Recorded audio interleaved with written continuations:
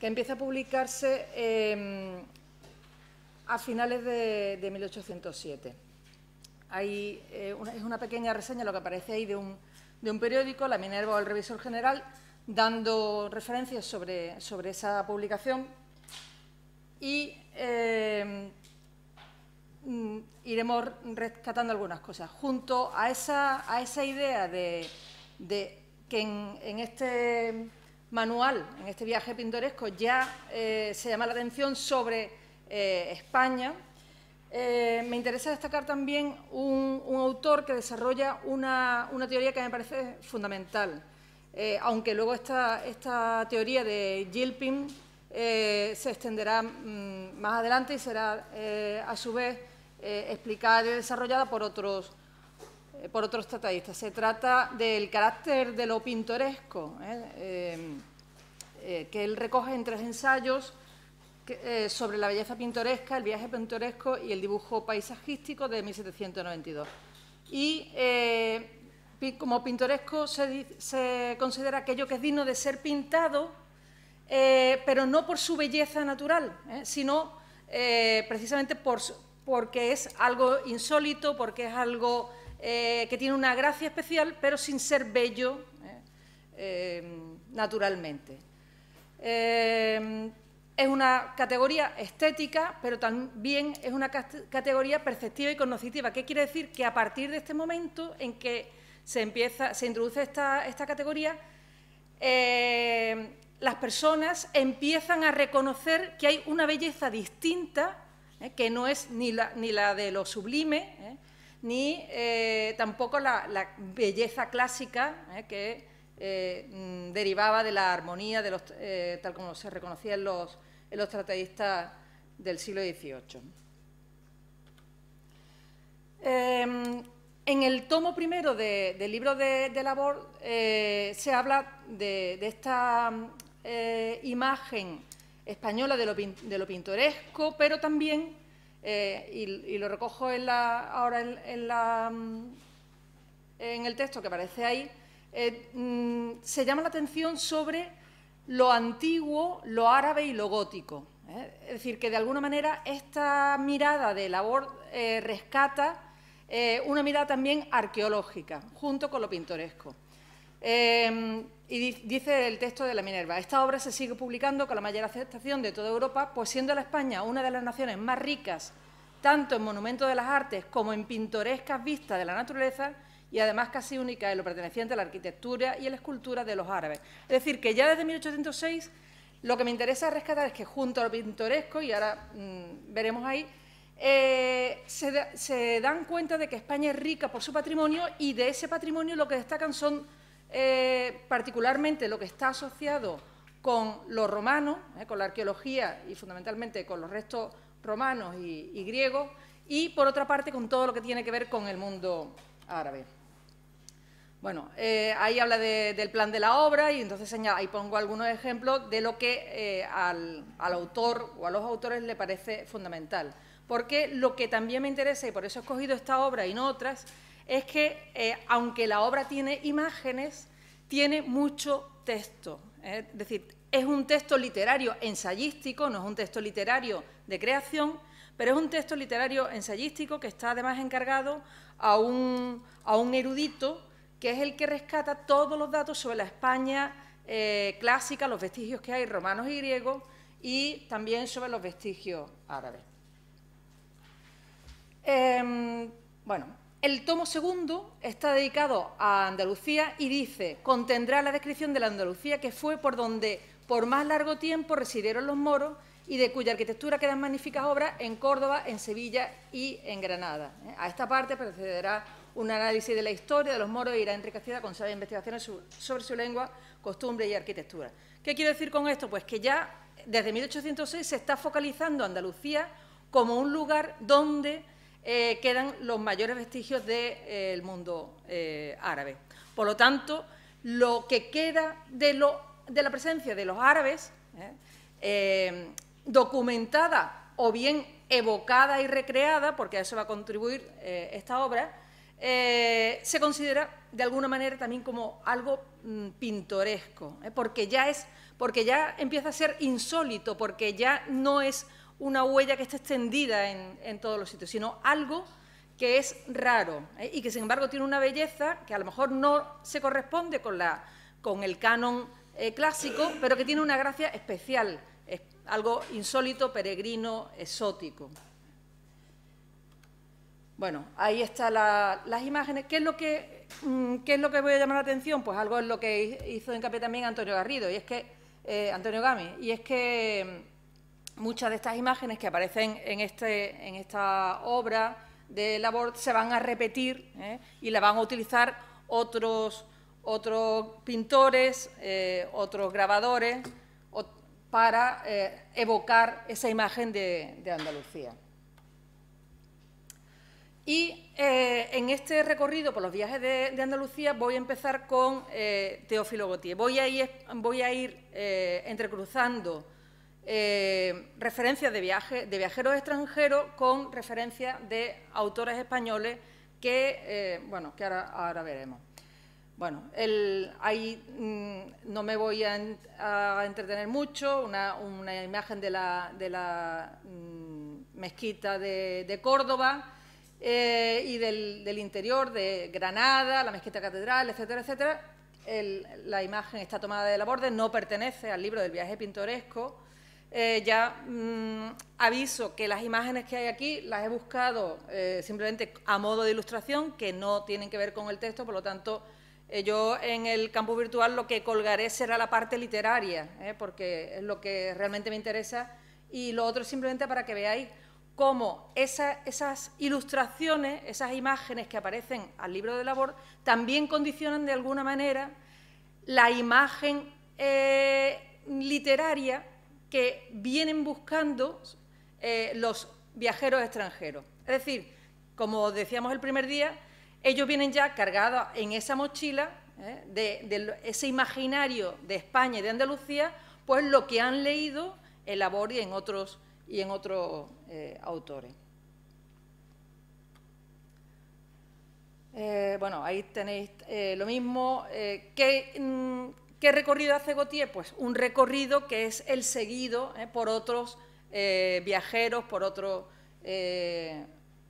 autores de libros de viaje o escritores anteriores. Entonces, siempre se pasan, digamos que el recorrido siempre pasa más o menos por los mismos sitios. En este caso, pues ahí tenéis una descripción de las ruinas de Itálica y la imagen, la explicación que da sobre cómo surgen esas ruinas y por qué prácticamente no queda nada de esas construcciones, puesto que sirvió de cantera a Sevilla durante mucho tiempo.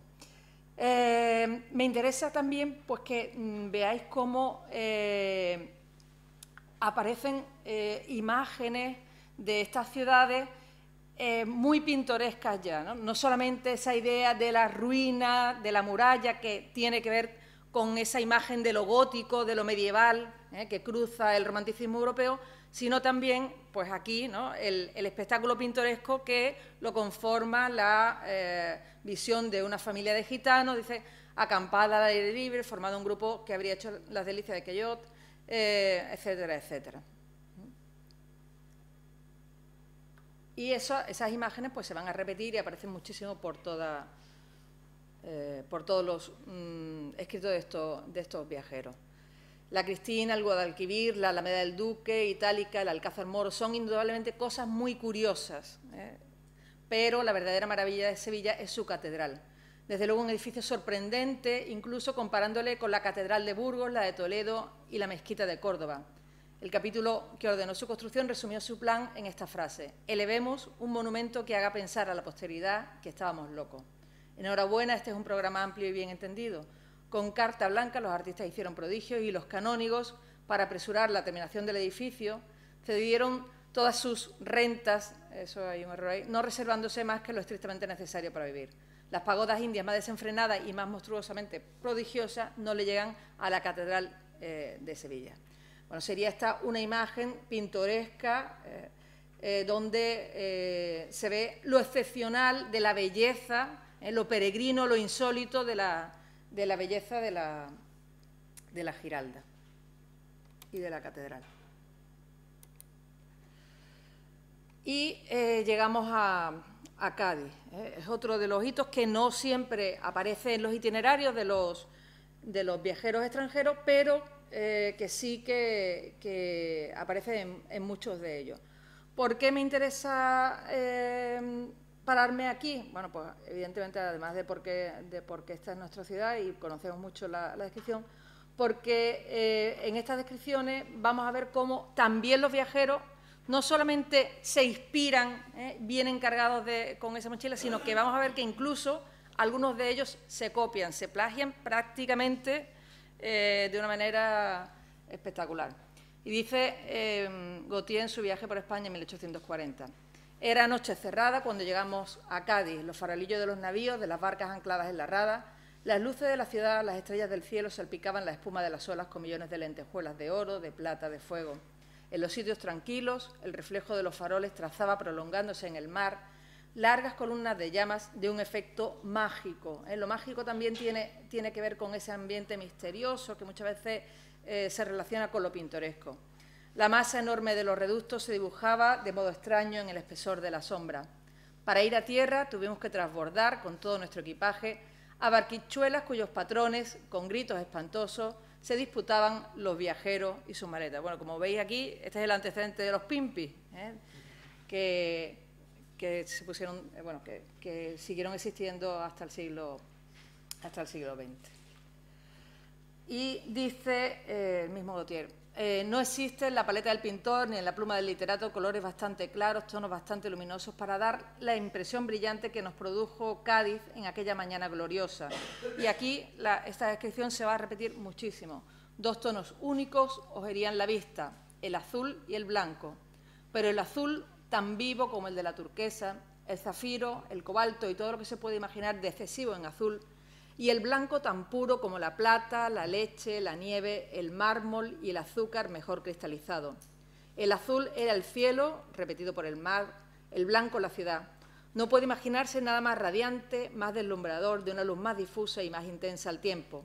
En realidad, lo que en nuestro país llamamos sol es, junto a esto, una lamparilla agonizante a la cabecera de un enfermo. Es decir, evidentemente, los viajeros que vienen de Inglaterra, de Alemania, pues se dejan arrebatar, contemplan con entusiasmo, que es una manera muy romántica de contemplar el paisaje, por esa luz que les parece algo absolutamente insólito, absolutamente mágico, absolutamente pintoresco.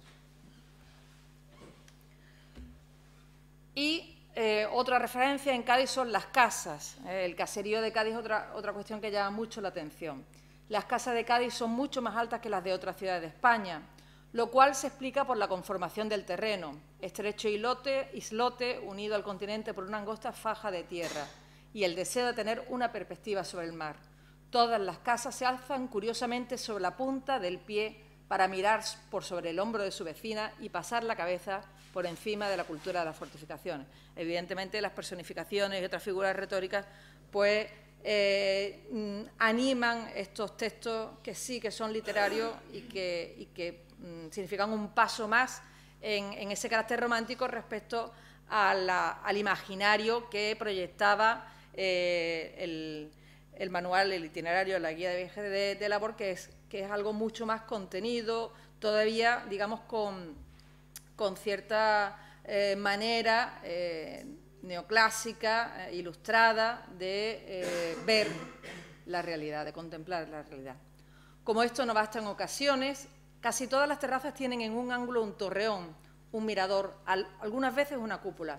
Estos miradores aéreos enriquecen la silueta de la ciudad con innumerables festones dentellados y producen efectos de lo más pintoresco. Como veis otra vez, la categoría de lo pintoresco como algo que es insólito, que es peregrino, que tiene una belleza que no es producto de la belleza natural ni tampoco de la belleza clásica, sino que es algo diferente, que tiene una gracia especial. Todo está enlucido con cal y la blancura de la fachada se anima aún más por largas líneas de vermellón que separan las casas y marcan los pisos. Los balcones muy salientes están envueltos con una especie de jaula de cristal, esos cierros que se pueden contemplar, adornados con cortinas rojas y llenos de flores. Y esta es otra imagen que también se va a repetir. Algunas de las calles transversales terminan en el vacío y parece que desemboca en el cielo. Si recordáis, ayer cuando estuvimos en el museo, llamaba la atención, yo se lo había comentado a Juan, el director del museo, cómo los viajeros destacan eso, ¿no? Que al ser las calles tan estrechas, tienen una perspectiva que parece que, seguidas hasta el fondo, desembocan en el cielo. Luego lo veremos porque ayer hice una fotografía que no es muy buena y no se va a gastar con el color bien, pero bueno, da una imagen de lo que quiero decir. Aparte del aspecto alegre, vivo, luminoso, Cádiz no tiene nada notable en arquitectura. Su catedral, vasto edificio del siglo XVI, aunque no carece de nobleza ni de belleza, no ofrece nada que pueda asombrar después de los prodigios, etcétera, etcétera. Una arquitectura clásica de proporciones más finas y esbelta, como lo entendían los del Renacimiento. Es decir, siempre esto va a ser también otro tópico repetido.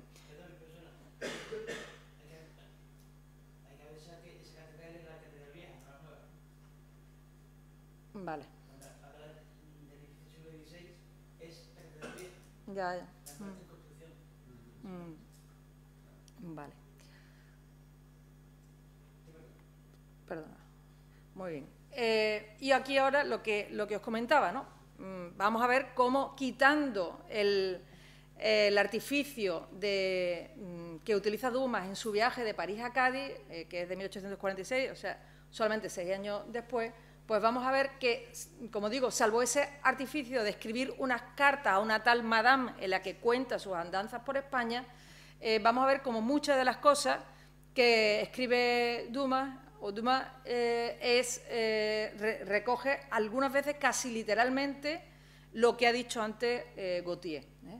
Entonces, lo que más le impactaría a Madame si hiciese la ruta que nosotros venimos de recorrer es esa ausencia absoluta de ciudades, de pueblos e incluso de casas que hace de una porción de Andalucía, es decir, una de las más bellas provincias de España, un vasto desierto donde usted hace 10 o 15 leguas francesas sin encontrar un viajero. ¿Qué encontramos? 2 ciudades donde apenas pudimos encontrar 2 camas, Alcalá la Real y Castro del Río. Bueno, me interesaba esto porque junto a la categoría de lo pintoresco está lo no pintoresco, que también desarrolla Gilpin y que se desarrolla posteriormente. Es decir, lo no pintoresco es aquello que ofrece un paisaje casi desértico, donde apenas hay un referente, ni un árbol, ni un nada que sirva para dotar de gracia a ese terreno que contemplamos. Y por otra parte, bueno, pues esa imagen de que Andalucía es como un desierto sirve para trasladar el imaginario de que prácticamente estamos como en el norte, casi en el norte de África, ¿no? Y eso es otra cosa que también se va a repetir. Córdoba. Es cierto que la primera apariencia de la ciudad es casi siempre tan engañosa como la primera apariencia de los hombres. En efecto, Córdoba, adosada a las últimas estribaciones de la Sierra Morena, dominada por esos picos oscuros a los que las montañas que coronan deben el nombre de montañas negras, recostada a orillas del Guadalquivir, el río más grande, o más bien el afluente más grande de toda España, Córdoba, calentada por su sol morisco, se encuentra en una situación admirable. Pero a Córdoba, cuerpo de casas sin sombras, sin jardines y sin otro monumento que la catedral, a pesar de las 3 o 4 palmeras que balancean sobre ella su gracioso abanico, si os fijáis, la imagen que he proyectado sí que está tomada otra vez de la borda y la he hecho precisamente porque está claro que Dumas se inspira o lleva en su mochila esa imagen, esa litografía. Le falta apariencia. Es cierto que, como todas las cosas buenas, Córdoba gana una vez que se la conoce. Mientras tanto, no es menos cierto que, a primera vista, Córdoba no es en absoluto la Córdoba que uno se ha hecho. Es decir, aquí aparece esa idea que hemos visto en varias ocasiones, y es que el viajero, cuando llega, viene tan cargado su imaginario y con unas expectativas tan grandes que a veces la contemplación de la realidad pues le produce una decepción grande. Porque, claro, imaginaos además lo que estuvo contando ayer Antonio Gami. Algunos se permitían pues recrear esas Córdobas, esas Granadas, incluyendo esos elementos moros, cuando veíamos aquellos jinetes, aquellos tenderetes, como si fuera esto una cosa totalmente diferente.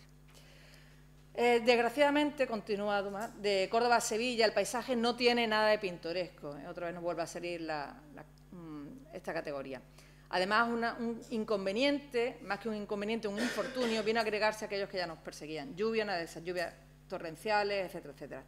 Bueno, y pasa prácticamente por encima de Écija y de Carmona sin que pudiera prestarle atención. Esa es una imagen. Todo el recuerdo que guarda Madame en medio de aquel aturdimiento es el aspecto de un viejo castillo sobre una montaña, fijaos cómo aparecen, que me pareció todavía más vieja que él, al pie de esa fortaleza cuyas murallas tienen el aspecto más pintoresco, de nuevo, corre al fondo de una zanja, un arroyo, etcétera, etcétera. Pero debo confesarlo, lo que me impactó más agradablemente es que Alcalá se encuentra tan solo a 3 leguas de Sevilla. Es decir, que cuando ya uno viene cansado del viaje, le ha caído una lluvia torrencial, lo que ve realmente no lo está viendo ni tiene ganas de admirarlo, ni de contemplarlo, ni de nada. Lo único que quiere es encontrar la cama del hotel o de la posada. En este caso, lo único que quiere es llegar a Sevilla para descansar. Sevilla. La Giralda Madame es la primera y última cosa que se ve en Sevilla. Y, por cierto, es en gran parte responsable del proverbio «Quien ha visto Sevilla no ha visto una maravilla». En efecto, el viajero se acerca a cada ciudad atraído por su imán particular. Florencia tiene su viejo palacio, Pisa su camposanto, Nápoles, Herculano y Pompeya, Granada, la Alhambra.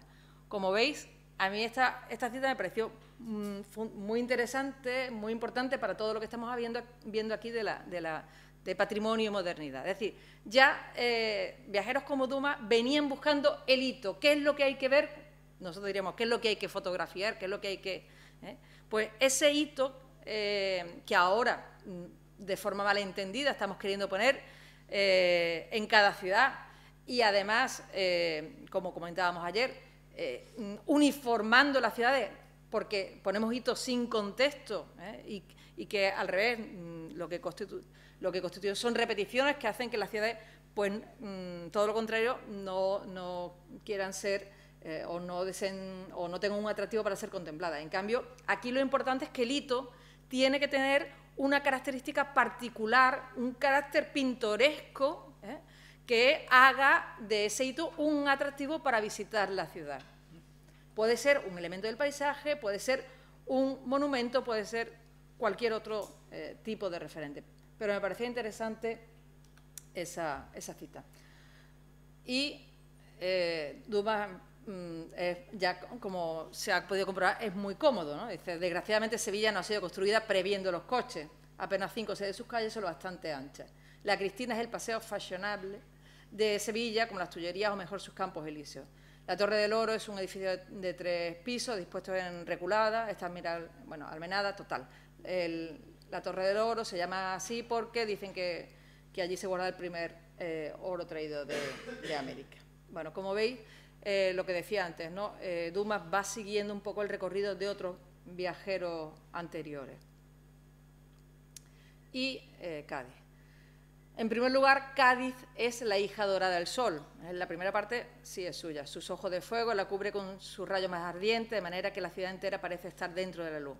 Y ahora esto sonará. Solo 3 tonalidades capturan la vista en este momento: el azul del cielo, el blanco de las casas y el verde de las celosías. Atención a eso del verde, porque vamos a verlo después. Y teniendo en cuenta que esto es de 1846. Pero qué azul, qué blanco y qué verde. No hay cobalto, no hay ultramar, no hay zafiro comparable a azul, no hay nieve ni leche ni azúcar parecido al blanco, no hay esmeralda, no hay verde veronés ni verdín que pueda compararse con ese verde. Es decir, llama la atención sobre lo mismo que había hecho antes Gautier, con metáforas, muchas de ellas muy parecidas y que van a terminar por cosificarse, se van a convertir en un tópico también a la hora de describir a Cádiz, y no es lo único. En ningún lugar de España he visto casas tan altas como en Cádiz. Vamos, es que si lo hubiera hecho a distancia, como hoy se hacen metido en su casa, en el ordenador, De hecho, es una de las cosas que el libro de Dumas despertó muchísima polémica, porque muchos autores pues decían eso, que prácticamente parecía que Dumas ni había venido a España ni nada y que lo había hecho cogiendo de aquí y de allá unas referencias de unos y de otros. Es que Cádiz no puede extenderse a derecha ni a izquierda y se ve obligada a pedir a la altura lo que en su estrecho islote le niega en ancho. Por eso cada casa se alza de puntillas, es que es la misma imagen, un copión de mucho cuidado. Una para mirar el puerto, la otra el mar, esta Sevilla, aquella Tánger. Pero la ventaja que tiene respecto a las otras ciudades de España, y que no sé a qué atribuir, es que Cádiz es la única ciudad en que he visto calles que parecen ir al cielo. Y esta es la imagen, es el detalle del cuadro que vimos ayer, donde esa perspectiva, el colorido no sale igual, pero bueno, esa perspectiva de esas calles que parecen desembocar, efectivamente, que parecen que nos enfilan directamente hacia el cielo. Es decir, la estrechez de las calles permite adoptar ese punto de vista. Bueno, eso es. Nada para ver, por lo demás en Cádiz, ni monumentos, ni palacios, ni museos, una catedral de bastante mal gusto, eso es todo. Pero lo que se viene a buscar a Cádiz, como a Nápoles, es ese cielo azul, ese mar azul, ese aire límpido y ese hálito de amor que corre en el aire. A uno le gusta Cádiz sin saber qué es lo que le gusta de Cádiz. Es decir, Cádiz tiene un no sé qué, una gracia especial, que eso, de eso tenemos las letras de las comparsas llenas. Tiene un algo, un no sé qué, una gracia especial, un carácter pintoresco, tiene algo insólito que le hace digno de ser pintado, de ser retratado. Bueno, y frente a esa referencia, me voy ahora a los escritores españoles. Frasquita Larrea, la mujer de Juan Nicolás Boll de Faber y madre de Fernán Caballero, escribe diarios de viaje y recoge algunos apuntes sobre la sierra, porque ella padecía de crisis nerviosa y iba allí a descansar, y algunas veces el marido también la mandaba un poco lejos, y entonces ella se iba allí. Pero me interesa porque en estos diarios ella recoge este carácter de lo pintoresco. No voy a leer toda la descripción, sino simplemente que veamos cómo se traduce eso de lo pintoresco en el paisaje, ¿no? Dice, estos peñascos cuyas formas irregulares y fantásticas se meten y retiran de la ribera, estas cimas que parece que quieren desplomarse sobre el incauto pasajero causan una especie de sobresalto que crece en proporción a medida que se van estrechando las orillas. De repente ve otros riscos que fingen elevarse oscuro de lo profundo de las aguas y se siente oprimido de una extraña sensación de terror y placer al mismo tiempo. Bueno, aquí está más bien lo sublime, ¿no? Es admirable, dice, y ahora aquí viene lo pintoresco, es admirable la variedad de aspectos que tiene esta cordillera. Ayer tarde el sol en su ocaso teñía los ligeros vapores que se habían agolpado en ella y parecía que un velo transparente, rosa y plata, a manera de una luna coqueta, sombreaba sus bellas formas sin ocultarle de todo. Hoy, libre de la calina, caían los rayos, convirtiendo en trozos de nácar tornasolada, de azul, púrpura y hortensia, riscos que en otras horas y con otra atmósfera se meten negro y espantable. Es decir, lo pintoresco se va a distanciar de esa belleza que causa admiración y terror al mismo tiempo.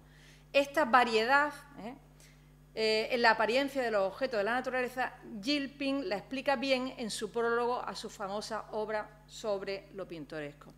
Bueno, ella, no solamente en este escrito de 1824, sino en las cartas que le escribe a Juan Nicolás Boll de Faber, porque ellos tuvieron una disputa en su segundo viaje a Alemania, y entonces en ese segundo viaje Frasquita deja a sus dos hijas pequeñas con su madre y se va con los dos hijos mayores y Juan Nicolás a ver a la familia de Juan Nicolás en Alemania. Entonces, ella tienen una disputa y entonces le dice, bueno, pues yo me vuelvo con mi madre y con las dos hijas pequeñas que no las puedo tener abandonadas tanto tiempo. Entonces, no rompen del todo, pero hay durante un tiempo bastante extenso, y ahora explicaré, pues una comunicación que se limita exclusivamente a las cartas. ¿Qué es lo que ocurre? Que esa correspondencia epistolar va a estar, se va a ver muy distanciada porque les coge en medio las invasiones napoleónicas, que van afectando distintamente en épocas diferentes, algunas más o menos coincidentes, a Alemania y a España. Entonces, Juan Nicolás está en la zona de Mecklemburgo y Frasquita pues está en Chiclana, donde tenía una finca de recreo con su madre y con sus hijas pequeñas. Entonces, en esas cartas de 1806, 1807, ya ella le está diciendo a su marido que está leyendo a Gilpin y que le encanta porque le ofrece algo distinto para contemplar el paisaje. Ella no le interesa tanto el carácter romántico, porque el carácter romántico muy pronto se va a ver contaminado por algo que también subraya Fernán Caballero, que es toda esa explosión sentimental de Mérimée, Dumas, de los viajeros franceses que proyectan una visión muy distorsionada de España y Andalucía y, sobre todo, muy sentimental y muy pasional, muy salvaje casi, que a ellas, tanto a Frasquita Larrea como luego a su hija Fernán Caballero, les disgusta. Entonces, es muy curioso porque, además, aparte de dar cuenta de la formación cultural que tiene Frasquita Larrea, en muchos casos muy autodidacta, pues da referencia de que estaba muy al tanto de lo que se leía, ¿no? Y me interesa ahora pasar a la imagen que ofrece la hija en sus diferentes relatos, ¿no? Los nombres que aparecen ahí en cursiva son nombres de relatos o de cuentos o novelas cortas, que ella le llama siempre relación, porque la palabra cuento no le gusta, y la palabra novela tampoco, porque dice que la novela lo que hace es ofrecer a las mujeres un camino por el que no deben guiarse. Es decir, las novelas, hay que tener en cuenta, en esta época están de moda las novelas de folletín, lo que hacen es ofrecer a las mujeres adulterios y pautas morales de conducta que no son las recomendables, y entonces ella dice que ella no escribe novelas, sino que hace otra cosa. Pero me interesa mucho el tratamiento del paisaje y del patrimonio, y sobre todo las justificaciones que ella da sobre por qué hay que distanciarse de esa mirada, foránea, distorsionadora, que han ofrecido los viajeros románticos. No concebimos el moderno afán por vestirlo todo con la misma librea y por querer borrar en los países y en los pueblos la nacionalidad que le es peculiar. De todas las tiranías, algo que a nosotros nos parece muy moderno, la de la uniformidad es la que más se resiste a la independencia popular. Arrancar a países, pueblos y personas su ser, su carácter, su individualidad, es la más cruel, la más necia y la más antipoética arbitrariedad. Es curioso porque esta imagen en realidad tiene que ver mucho con la imagen romántica, pero con un romanticismo muy tradicional. Lo que se va es a distanciar del romanticismo liberal, que está imbuido por las teorías francesas, y va a seguir el romanticismo más tradicional, que procede de Alemania o de otra corriente francesa, Chateaubriand, para descubrir una imagen de España diferente, donde lo que le interesa es lo pintoresco, lo que constituye la esencia de cada país. Y además hay que tener en cuenta que su padre, Juan Nicolás Boldefáver, había traducido a los hermanos Schlegel y que en ese sentido de ellos bebe toda esta imagen. En España, más que en otro país alguno, tienen las provincias diversas y marcadas fisonomías, así como las tienen distintas entre sí los pueblos de una misma provincia. Todo aquel que haya permanecido en ellos y los haya observado con cuidado y con amor podrá haber notado lo que dejamos dicho. Bueno, aquí hay varias referencias y lo que opone es la vida tradicional al progreso material y a la uniformización que lo va arrasando todo. En ese sentido, siempre se ha visto a Fernán Caballero como una escritora costumbrista, pero hay que profundizar bastante más en esa imagen que nos proyecta de ese costumbrismo. Es algo más que lo pintoresco, tiene un fondo bastante más profundo. Bueno, y voy a recoger algunas descripciones, no las voy a leer enteros, para eso ya están. ¿Cómo vamos? ¿Pero por dónde voy? Bueno, por donde vamos a ver algunas descripciones, no las voy a leer enteras, pero sí que vamos a comprar un poco cómo se acerca, cuáles son las maneras que ella tiene de acercarse a la descripción. Esta primera descripción, una descripción de Puerto Real, muy curiosa, donde primero ella siempre suele, digamos, adoptar una manera neoclásica, una manera ilustrada a la hora de ofrecer una imagen de una ciudad. ¿En qué sentido hablo yo de ilustrada? Pues en el sentido de que da lo mismo que hacía Antonio Pons en su viaje, da todos los pormenores. A veces llega a decir, pues hay tantos conventos, hay tantos... porque además ella está muy condicionada por eso que se habló también, se ha hablado en estos días atrás, del proceso desamortizador, de los exclaustrados y de cómo, de alguna manera, ese patrimonio conventual, ese patrimonio religioso, aparte de la fe, que a ella también le interesa mucho, está en peligro de perderse, porque no hay, esos conventos están deshabitados. Y ella, ¿qué es lo que hace? Pues muchas veces reúne noticias, pero también lo que hace es pedirle a la gente que vive en esas poblaciones o a gente que pueda conocer a habitantes de allí, que le manden información sobre esos pueblos. Y con lo que le envían, muchas veces ella lo que quiere son refranes, anécdotas. Ella tuvo también una importante tendencia folclorista, eso lo aprendió de su padre, Juan Nicolás Valdefaver. Pues junto a todo eso configura la novela o el cuento o la relación, como ella le dice, que quiere desarrollar. Habla de las salinas, de Puerto Real está separado del mar por terrenos pantanosos, cortados por caños que llena y vacía el mar en su mano incesante bamboleo. A la izquierda y en los terrenos que hemos mencionado, ha creado la industria las vastas salinas tan renombradas por la bondad y abundancia de sus clases. La vista que ofrecen es triste y monótona, no cubriendo estos terrenos solitarios, sino una vegetación pobre y mustia, entre las que predomina una especie de brezo llamado armajo, unos juncos llamados sapina y una planta llamada salada de verde ceniciento y menudas flores, las que florecen como avergonzadas y de mala gana. Ellas, madres de la dulce miel, a orillas del amargo mar que las desdeña y entre la incisiva sal que las marchita, asemejándose en su destino, estas pobres flores a la poesía en nuestra época, que presenta sus flores sola y triste a orillas del amargo piélago de la política que las desdeña y entre el incisivo y descreído sarcasmo que las marchita. Bueno, es curioso porque la descripción, parte de esta larga descripción que introduce el relato del último consuelo, será incluido después en una especie de antología sobre el paisaje andaluz, también de otros escritores extranjeros. Lo que quiero ver es que ella hace mención a la industria. Entonces, ella todo eso que tenga que ver con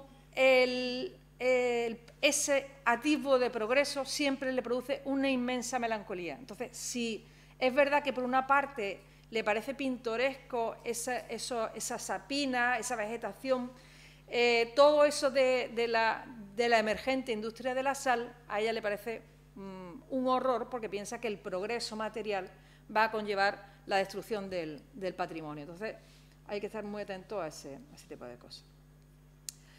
Como decía, Fernán Caballero muchas veces se acerca al paisaje, a la manera dieciochesca, a esas descripciones de interés histórico-artístico con amplios apuntes sobre el origen, los lugares más notables de la población y en otras... bueno, es una R, se ha ido por ahí. Y en otros casos, pues, se deja llevar mejor por la idea romántica. Entonces, ejemplo de esa manera dieciochesca, pues, A 6 leguas de Sevilla, andadas por el hermoso bien denominado Camino Real, que aunque ya arruinado es una de las grandes obras de Carlos III, se encuentra en la antigua ciudad de Carmonase. Hállase labrada, va explicando todos los datos que ofrece la ciudad de Carmona de interés, de atractivo al lector o al viajero. Y luego, en otros momentos, pues se deja atrapar, se deja llevar, muchas veces a su pesar, por esa imagen romántico-pintoresca. Esta entrada es ya pendiente, prolongándose la cuesta más o menos suavemente por las calles hasta el pinacho de aquella inmensa roca, desde donde desciende el terreno abruptamente y principia la magnífica vega que cubren campos de trigo, que en primavera forman un mar sin límites, verde como la esperanza, y en el estío un mar dorado como la abundancia. Me interesa también esta imagen porque una de las condiciones que me parece más característico de la mirada romántica y en la que estoy trabajando ahora es la imagen desde lo alto. Volveremos sobre esto, pero hay que tener en cuenta que los panoramas que ha surgido en esta época, de los que se ha hablado en conferencias anteriores, los panoramas eran edificios desde los que se contemplaba, como ahora se puede hacer, por ejemplo, en la Torre Eiffel, una imagen de una ciudad en 360 grados. Ahora, si uno se asoma a la torre parisina, pues puede ver todo ese panorama también puesto en pequeñito con fotografías superpuestas que dan toda esa imagen de los 360 grados. Los panoramas son de 1792 y se van desarrollando. Al principio son panoramas pictóricos, es decir, son grandes lienzos construidos para ser contemplados en esos grandes edificios y que muchas veces el espectador tenga la posibilidad de contemplar casi al mismo tiempo que descubre el paisaje visual. Esa imagen desde lo alto, esa imagen magnífica de la ciudad, ofrece una imagen romántico-pintoresca en el sentido de que por una parte nos asoma a lo sublime, a esa belleza extraordinaria, pero también los panoramas pictóricos tenían una serie de detalles muy pequeños que permitían descubrir lo pintoresco de cada ciudad. Es decir, aquello que era peregrino, que era insólito, que tenía una gracia especial que la hacía diferente de otras ciudades. Entonces, son siempre imágenes desde lo alto, en muchas ocasiones, desde una torre, desde una atalaya, desde un cerro, y que permiten al observador, esté ya dentro de un edificio, en un panorama, o simplemente en esa torre, en ese mirador o en ese cerro, descubrir esa explosión de la naturaleza, ver la variedad y la amenidad, que es otro rasgo característico de lo pintoresco, la diversidad, y tener una simpatía, o sea, y una identificación emocional, sentimental con el paisaje. Bueno, pues esto es Carmona y está tomado de la Estrella de Vandalia. Y dice, fijaos esto, en esta idea, lo magnífico y sorprendente de esta vista tendría en otros países una fama y renombre universal y habría sido descrita 1000 veces, tanto en novelas como en poesía. Pero en España es poco común el gusto y la pasión por las bellezas campestres, las que se suelen admirar sin que en este sentimiento tomen parte ni el corazón ni el entusiasmo. Una vista, por bella que sea, se suele apreciar, digamos así, clásica y no románticamente. Es decir, en España se admira los vestigios clásicos, lo romano, lo árabe incluso, pero pasa desapercibido la belleza campestre, en la que para ella reside mucho de lo pintoresco. ¿Por qué? Bueno, pues evidentemente porque en España hay tanto campo que no llama la atención y es a partir de ese descubrimiento estético de lo pintoresco cuando empieza a apreciarse. Por eso decíamos que lo estético, o sea, que lo pintoresco no es solamente una categoría estética, lo pintoresco es, además de una categoría estética, una categoría cognoscitiva y nos permite conocer algo de forma diferente, y una categoría perceptiva, es decir, nos llama la atención y nos informa de una nueva manera un nuevo modo de mirar. Algo que hasta ahora había pasado desapercibido se ve y se aprecia a partir de esa idea de lo pintoresco. Y, bueno, algunas imágenes de distintas poblaciones. San Fernando y Chiclana, en No transige la conciencia, vistas de una manera, en muchos casos, románticas, ¿no? Por ejemplo, esta de Chiclana se entra en este precioso pueblo por una arboleda de álamos blancos que toman asiento entre verdes huertas a la manera de nobles ancianos encanecidos, estimulando con su susurro las plantas pequeñas y tiernas a crecer y a fortalecerse para resistir como ellos a los vendavales. El pueblo es grande y el río Liro lo divide en dos mitades como un cuchillo de plata. Por otra parte, me interesa pues eso, llamar la atención sobre de qué manera estos nuevos dispositivos ópticos, como el panorama de que venía hablando, influyen en esta manera de contemplar la realidad.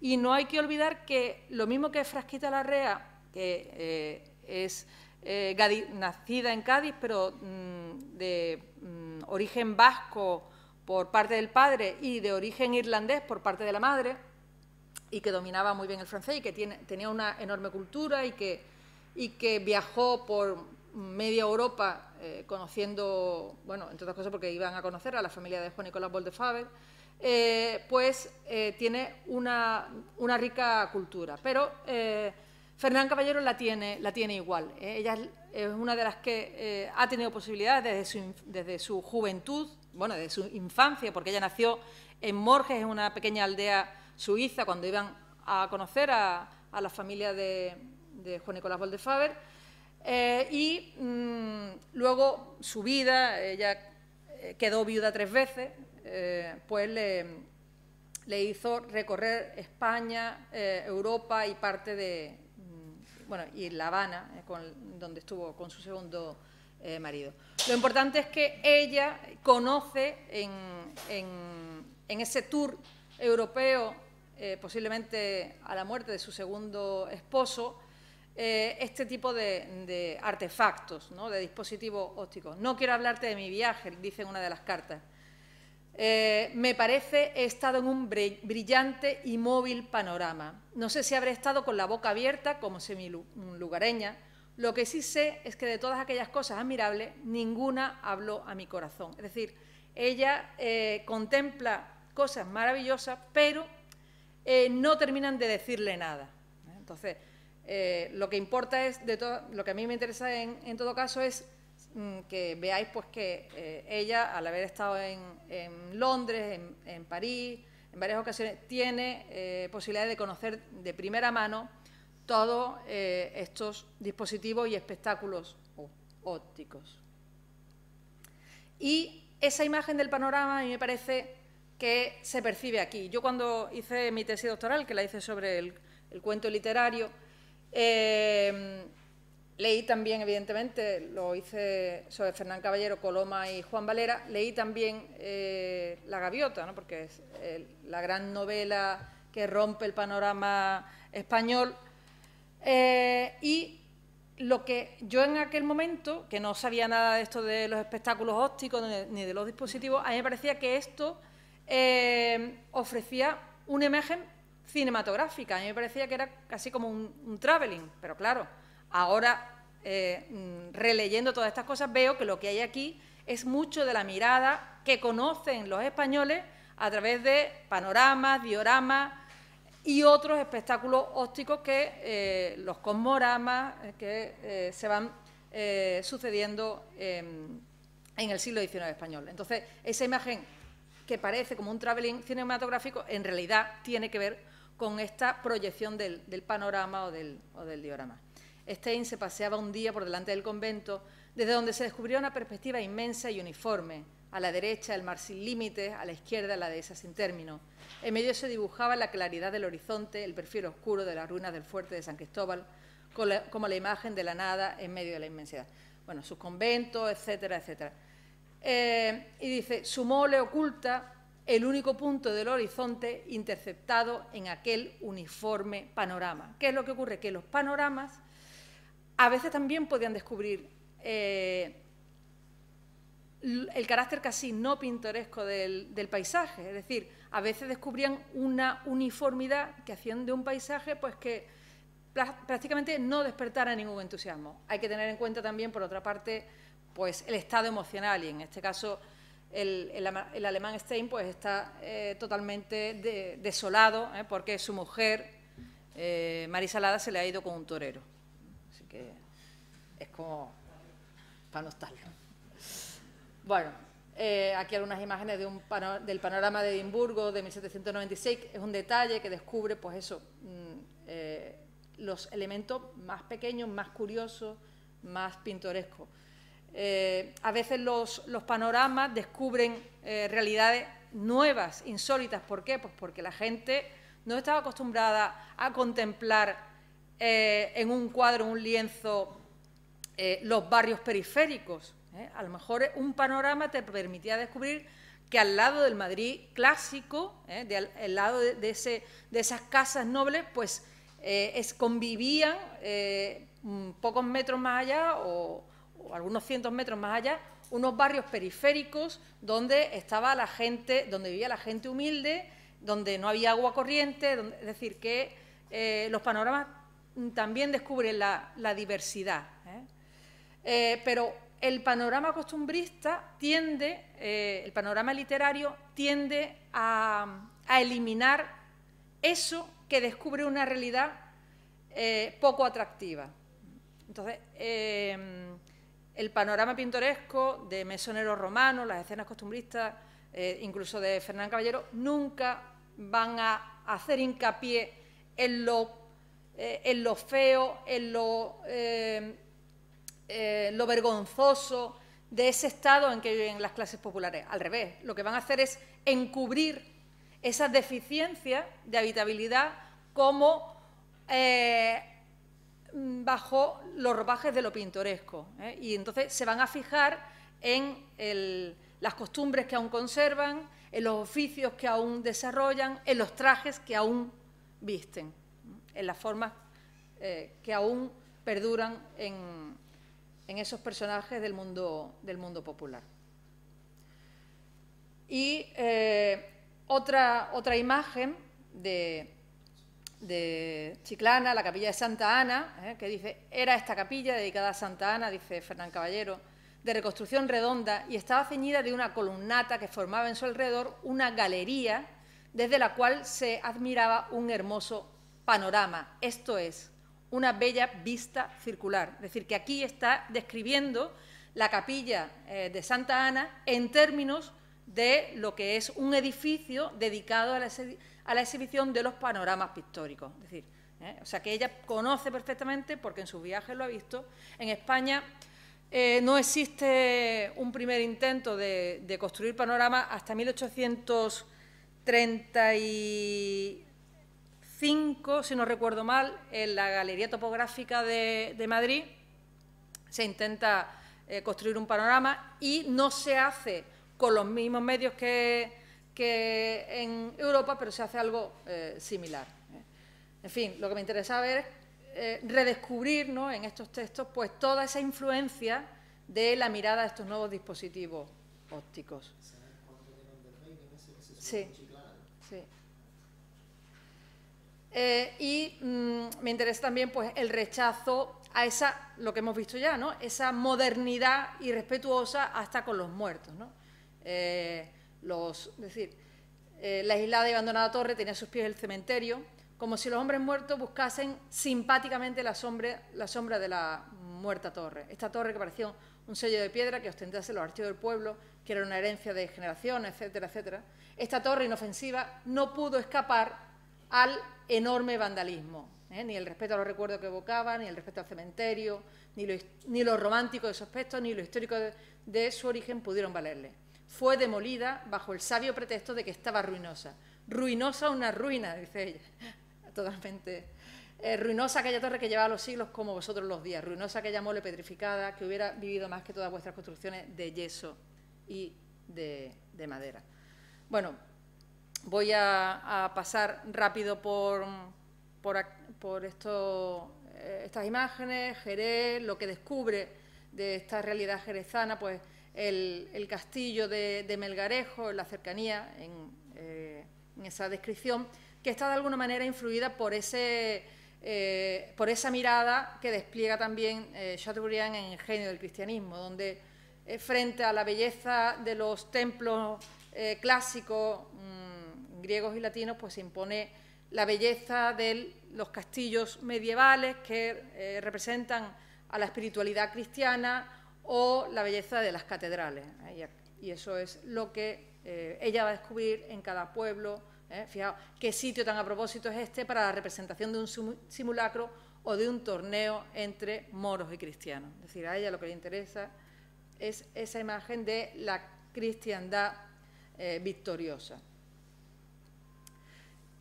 Y otro elemento curioso, a ella todo lo que tiene que ver con el mar, incluida Cádiz, que aparece poco y no siempre bien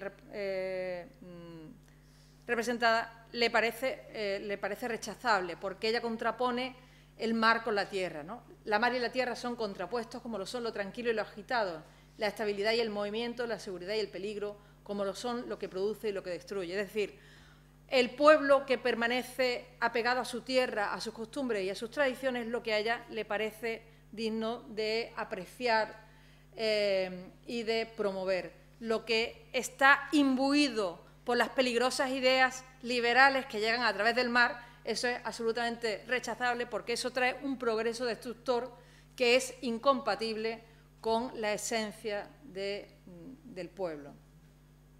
La esencia, evidentemente, monárquica, cristiana, católica, etcétera, etcétera. Y lo mismo ocurre con las descripciones de Sanlúcar, de Rota, que dice que ella es algo excepcional, ¿no? Porque a pesar de que es un pueblo que está asentado en el mar, sin embargo, es un pueblo tranquilo y modesto. Y entonces ella destaca el castillo, ¿no? Digamos que la gente se ha pegado al castillo y por eso es capaz de conservar las tradiciones cristianas. Pero fijaos lo que dice aquí, los seculares cantos sillares que forman los robustos muros del castillo y el fresco verde casino con que han cubierto sus sólidas rejas, forman no solo un contraste, sino una disonancia que las personas entendidas y de buen gusto comprenderán mejor de lo que nosotros pusiéramos de decir. Es decir, a ella le disgusta muchísimo que las rejas que en su origen estaban pintadas de negro, ahora se hayan pintado de verde. Es decir, lo que a Gautier le parecía pintoresco, a ella le parece un horror. Un horror porque el verde ella lo identifica con el tapete de los casinos, es decir, con la burguesía de negocios, con el dinero, con el progreso material, y a ella le parece que ese cambio no ha traído nada bueno. Entonces, ella, por ejemplo, pues es contraria a que en estos momentos se quiera imitar que las niñas que hacían la comunión y que lo hacían vestidas de negro, porque era el traje típico de las mujeres en el siglo XIX, ahora, por moda, quieran vestir el traje blanco como hacen en Francia. Eso le parece a ella de una cosa escandalosa, o sea, que estaría ahora patidifusa. Y pues, siempre descubre lo que le parece de paradisíaco. En este caso, el coto de Doñana, pues le parece un pequeño mundo primitivo, donde dice que quizá como ningún otro paraje de Europa nos representa la naturaleza en su primitivo estado, bello, inculto y despoblado. Pueden figurar propiamente el papel de Noé, los guardas puestos allí por los duques y cuyos cargos se suelen heredar de padre a hijo. Es decir, lo que importa es que la naturaleza no está contaminada por el progreso y que, además, los guardas cumplen allí el papel que le han ordenado sus señores, los duques, que son los dueños del coto. Entonces, bueno, son descripciones muy curiosas que podréis ver en el campo. Esta es otra imagen de un pueblo que posiblemente sea la Rambla por la descripción que hace, pero lo traigo aquí por eso del carácter no pintoresco, visto de lejos, desnudo, de arbolado, no tienen nada menos ni de pintoresco. Es decir, ¿5 minutos? La uniformidad es una de las cuestiones que distingue lo pintoresco de lo no pintoresco. Bueno, y aquí pues lo mismo con la belleza de arcos, la belleza del barrio de San Lorenzo, que le parece que es pintoresco precisamente porque está ajeno al mundo de los extranjeros, que son los que contaminan y los que desnaturalizan los lugares con su intromisión y con sus ideas. Y el daguerrotipo, ¿no? Con esto, y ya termino, aquí tenéis una imagen de Gautier, de Daguerre en su taller, tomando imágenes con una cámara que no es una cámara fotográfica, sino la cámara del daguerrotipo.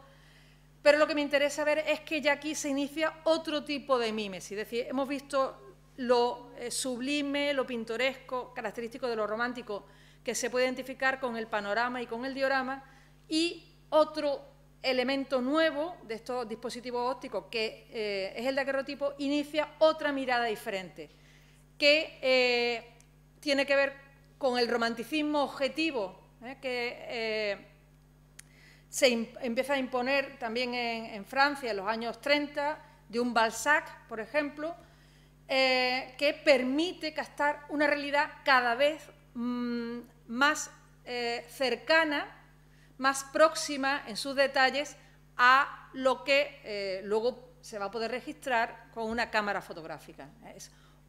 Y esto es lo que nos va a introducir del romanticismo, nos va a llevar al realismo, que será la corriente dominante en la segunda mitad del XIX.